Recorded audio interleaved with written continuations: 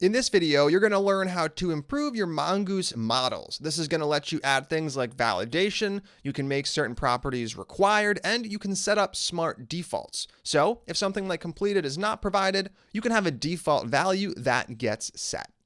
All of this functionality is built into Mongoose. We just have to learn how to use it. And to illustrate why we'd want to set this stuff up, let's scroll to the bottom of our server file and remove all of the properties on the new to-do we create. Then we're going to save the file and move into the terminal running the script.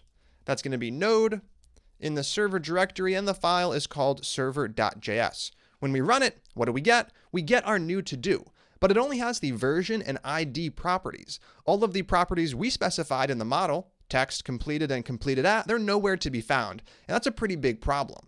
We should not be adding to-dos to the database if they don't have a text property, and things like completed should have smart defaults. No one's going to create a to-do item if they already completed it, so completed should default to false. Now, in order to get started, we're going to pull up 2 pages in the Mongoose documentation, just so you know where this stuff lives if you ever want to dive deeper in the future. First up, we're going to look up the validators. I'm going to Google Mongoose validators. And this is going to show us all of the default validation properties we have built in. For example, we can set something as required. So if it's not provided, it's going to throw an error when we try to save that model. We can also set up validators for things like numbers and strings, giving a min max value or a min length max length value for a string. The other page we're going to look at is the schemas page. To get to this, we're going to Google Mongoose schemas. This is the first one, the guide.html file, and on this page, you're going to see something slightly different from what we've been doing so far.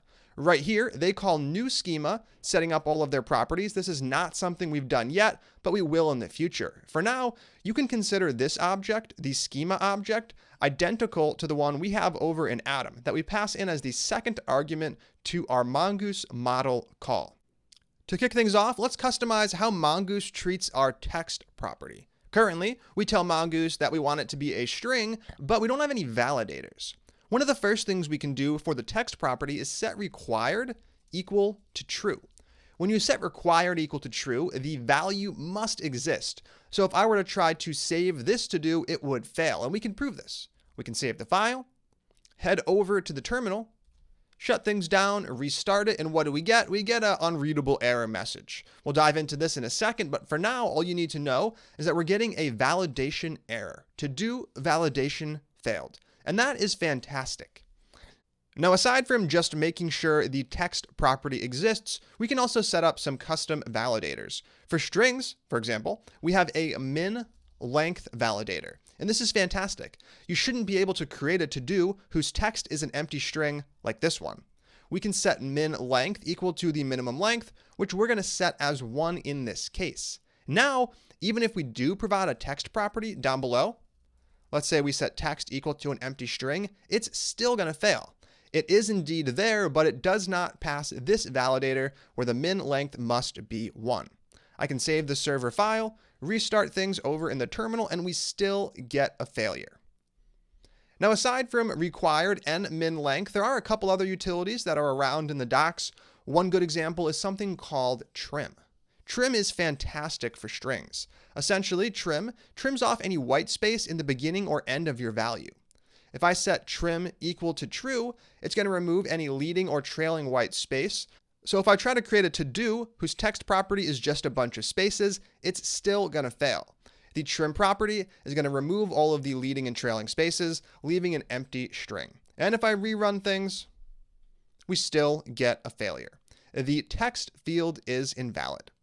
Now, if we do provide a valid value, things are going to work as expected. Right in the middle of all of these spaces, I'm going to provide a real to-do value. Edit this video. When we try to save this to-do, what's going to happen is, first up, the spaces in the beginning and the end of the string, those are going to get trimmed. Then it's going to validate that this string has a minimum length of 1, which it does. And finally, it will save the to-do to the database. I'm going to go ahead and save server.js, restart our script, and this time around, we get our to-do. Edit this video shows up as the text property. Those leading and trailing spaces have been removed. And this is fantastic. Using just 3 properties, we were able to configure our text property, setting up some validation.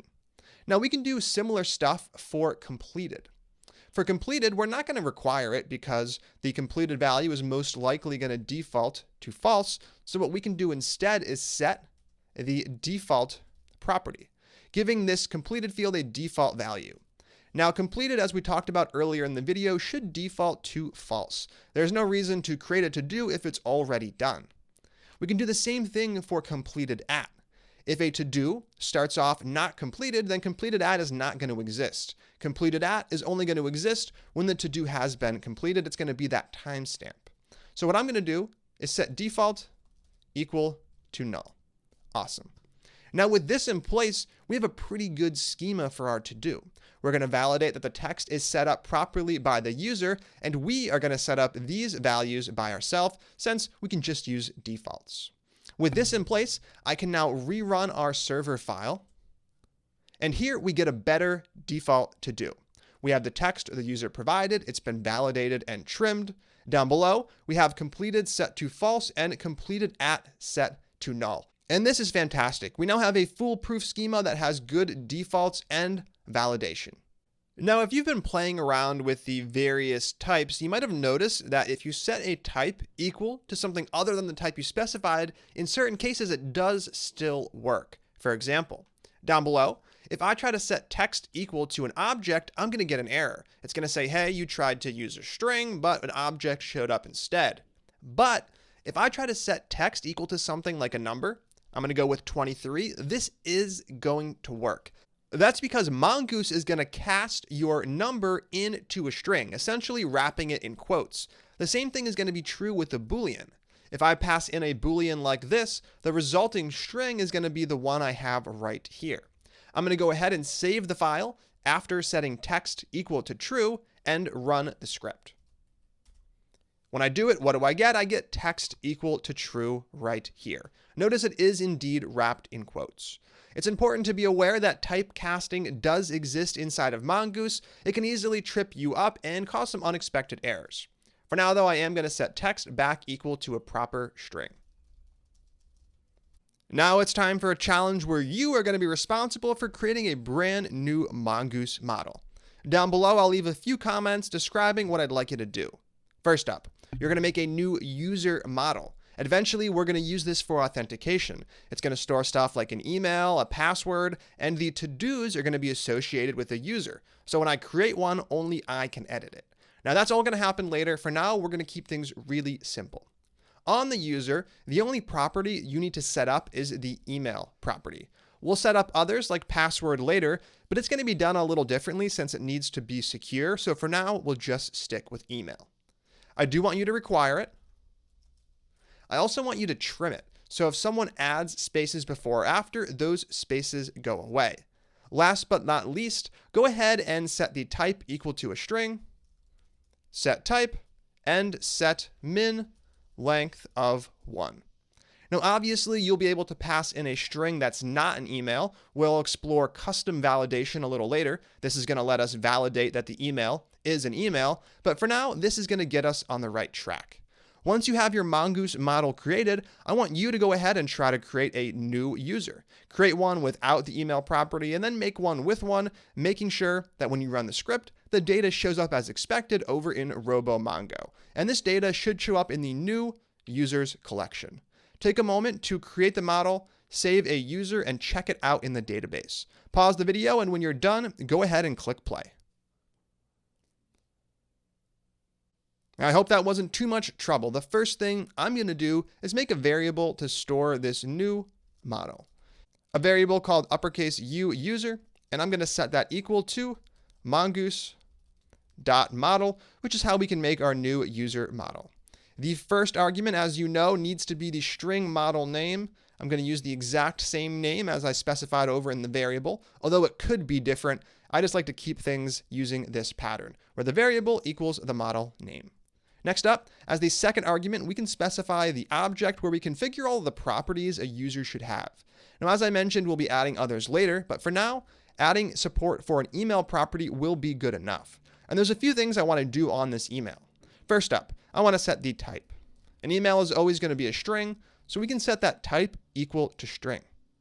Next up, we're going to require it. You can't make a user without an email, so I'll set required equal to true. After required, we're going to go ahead and trim that email. If someone adds spaces before or after it, it's clearly a mistake, so we'll go ahead and remove those for the user, making our application just a little more user-friendly. Last but not least, what we want to do is set up a min length. We'll be setting up custom validation later, but for now, a min length of 1 is going to get the trick done.